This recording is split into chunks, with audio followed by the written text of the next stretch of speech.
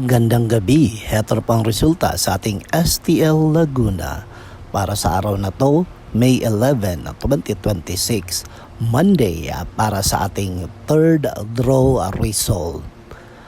Ihanda nyo na mga STL tickets nyo at heto na ang resulta sa ating third draw. At para naman po sa ating STL Laguna third draw result, ang resulta ngayong gabi ay ang numerong ito. Reminder lang mga ka-STL, kung bibili ng karne, dapat siguraduhin natin na may meat inspection certificate ito para sigurado ang nabili nating karne ay presko. Okay?